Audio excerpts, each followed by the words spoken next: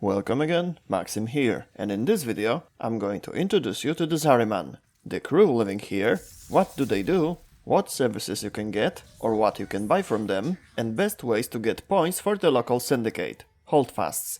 You gain access to the Zariman after the Angels of the Zariman story quest.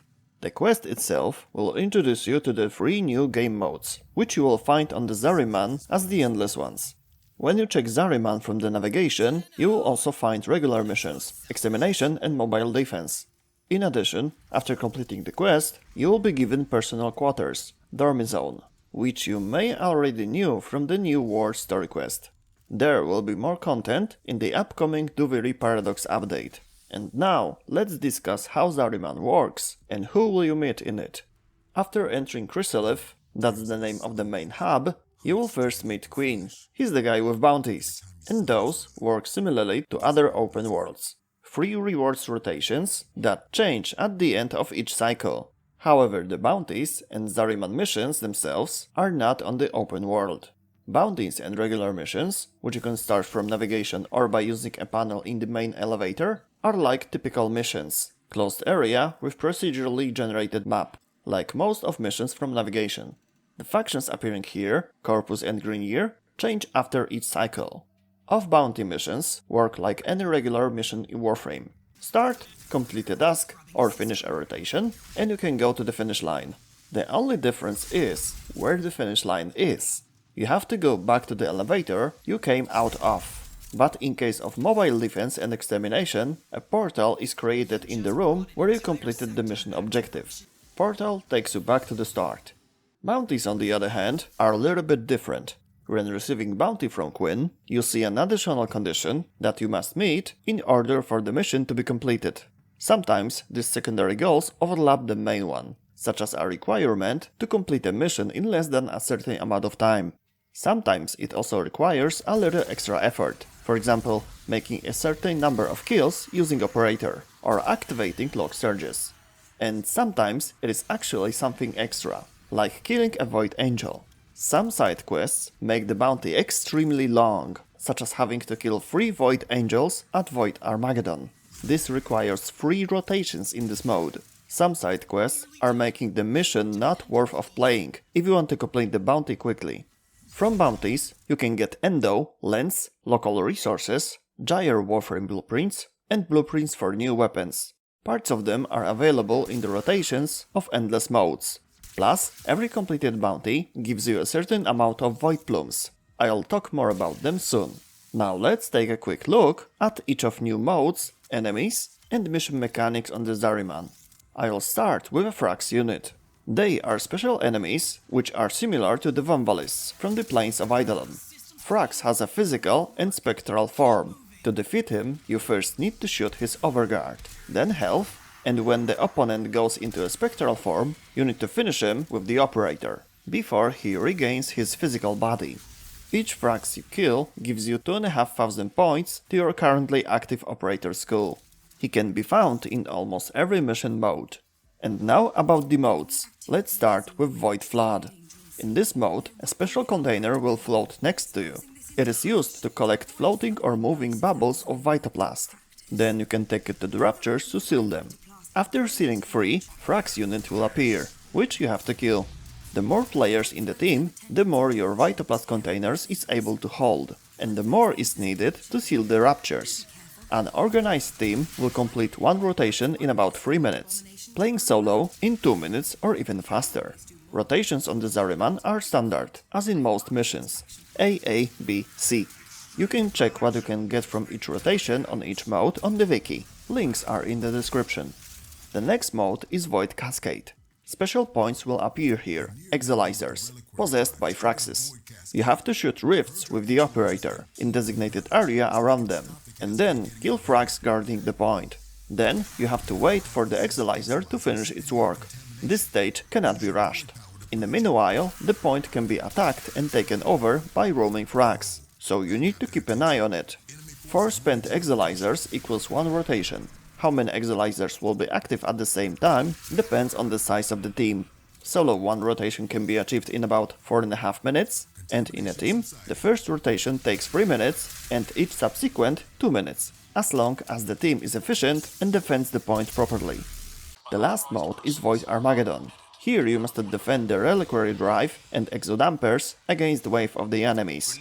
Each rotation equals 3 waves, and then you have to defeat the Void Angel, which will try to eat the Reliquary. You will get Argazine at the beginning of each wave. It will also drop from killed enemies. This resource can be used to build defense turrets at special points. The angel that appears at the end of the rotation will be a weaker version of the one that can be awakened in other missions. Each rotation, regardless of how it's played, lasts about 5.5 minutes. A stronger version of the Void Angel is present in every other mission. If you start a bounty or a regular mission via navigation or elevator, there should be a dormant angel somewhere on the map. To wake him up, you have to approach him and press the action button. When the miniboss fight starts, you have to take one segment of his life and jump into a portal that will appear above his head. There you must strip his shields to prevent him from regaining his life. After destroying half of the shields, protective orbs may appear around the angel, which you remove by hitting them with Void Dash. After destroying the shields and returning to the Zariman, repeat the process until the angel is dead. After defeating him, you will get a Voidplume and focus points to the active skull, in the amount of 7,500 on Armageddon or 15,000 on any other mission. To quickly deal with his shields, I recommend using Madurai and a strong amp with a good range, for example 177. Few more words about the Zariman missions. You can come across special Void Hands, Lock Surges, which you activate with an action button. Then an enemy Eximus unit appears, and the special bonuses are applied on the mission or on the players, temporary or until end of the mission. If you play the missions endlessly, you can finish them without waiting for the rest of the team. You can leave alone by going to the elevator and using the panel there. In addition, from enemies, containers, or as a reward from bounties, you can get Entrati Lanthorn as a rare resource here. It is needed in several blueprints, or it is a required element when exchanging with Yonta. With her help, you can increase the local syndicate, Holdfasts. You can trade this resource and a few others for Voidplumes. They can be exchanged for syndicate points, or occasionally for decorations or Kuva pack. The last option at Yonta's is a shop, where you pay with Lua Thrax Plasm, which you can find in the Conjunction Survival. There are 2 missions of this type on Lua. Every 5 minutes there will be a group of Thraxes, from which you can get Lua Plasm. But also in these rotations, you have the chance to get items that Yonta sells. What you want to get by playing these missions, you can buy with Lua Plasm from Yonta. In this shop and rotations, you can find arcanes, weapon blueprints and their parts, as well as Voruna Warframe blueprints. The only thing that is unique and exclusive to Yonta's shop is scene related to Voruna. Back to the Syndicate. Let's talk about how to farm it. There are 5 types of Voidplumes, starting with the cheapest one, Dawn, Vein, Crest, Quill and Pinion. The first 3 types can be found on the Zariman missions. On each mission, 8 Voidplumes are scattered around the map. They are marked like resources or containers on the minimap. If one player in a team picks up one, each team member will receive it, so you can distribute tasks. Someone is doing mission, others are looking for Voidplumes. Additionally, you can locate them with the help of Air Support, Arcane Eye ability from Parallax.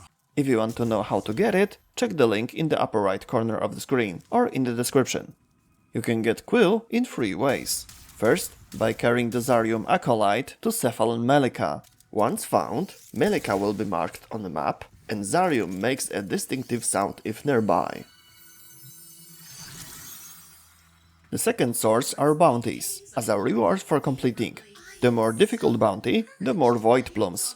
For the first bounty, you will get 1 Quill, for the second 2, and 5 for 5th. The last way is to kill Void Angels on the Void Armageddon. They drop 1 Voidplume Quill when killed. The other angels, on the other hand, on other missions and bounties, are stronger and drop Voidplume Pinion when killed. Including the ability to upgrade or buy Voidplumes from Yonta, that's all of the methods of obtaining them for now. So, what's the best way to farm the Syndicate here? Killing an angel by experienced player takes about a minute. However, you can't just go on a mission, kill an angel and leave right away. You have to complete the mission. and the angel appears in the random places. So, bounties. Looking at how long a given bounty takes, in a team and solo, assuming the extra task in the bounty doesn't slow you down, the most optimal method is extermination, both ways, or void flat solo. Of course, I also assume that you and/or your teammates are playing bounty without searching for Voidplumes. The smaller ones, scattered around the map, are useful only for the initial development of the syndicate. So extermination on the 5th bounty. You can finish it in about 2 minutes. And adding the loading and picking the next bounty time, let's count that as 1 more minute, so 3 minutes for 1 attempt.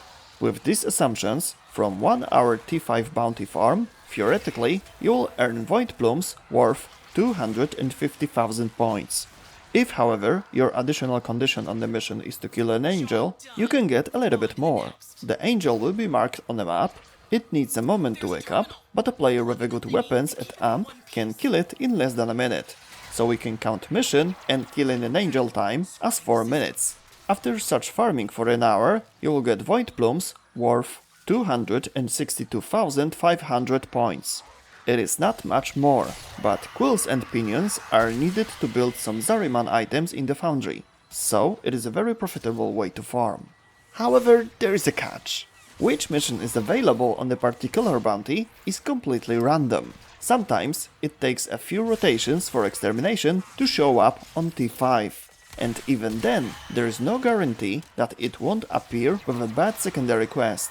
You can consider farming on lower bounties, but any bounty below 5th gives fewer Voidplumes. Here are, for example, theoretical values from extermination on T4 bounty.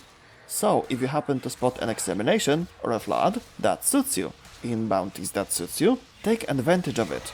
It is not known when favorable conditions for farming will appear again.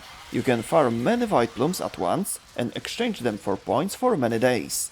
There are still 2 characters left on the Zariman to talk about. First is Hombask. She sells decorations and cosmetic elements which you can use to decorate and furnish the Orbiter or Dormy Zone, as well as many scenes and materials for Voidshell skins. These are special skins that you can buy on the market. On them you can change the material that covers your character. They give really great possibilities to change the appearance. And finally, the last but not least, Cavalero and his Incarnon weapons. From this vendor, you can buy various types of arcanes, which can also be obtained by killing angels and Thrax units. Ephemeras, AMP adapter to be able to put 2 arcanes in AMP instead of 1, and blueprints for Incarnon weapons. These are special weapons that can switch to an alternate fire or combat mode, much more powerful than the basic one, after filling a special bar. In case of fire weapons, it is filled with headshots, and in case of melee weapons, by raising the combo multiplier to a specific value. After using the alternative fire button, the weapon goes into an Incarnon mode for a while, and deals much more damage. Each weapon of this type has 5 evolutions. Each evolution requires the completion of some kind of task. The appearance of the weapon also changes every time it evolves. At each evolution level, you choose 1 out of 3 available bonuses. You can evolve the weapon at Cavaleros, and you can change the selected bonuses at any time. These are very powerful weapons that are definitely worth paying attention to. And that's all in this video. Have fun playing on Zariman.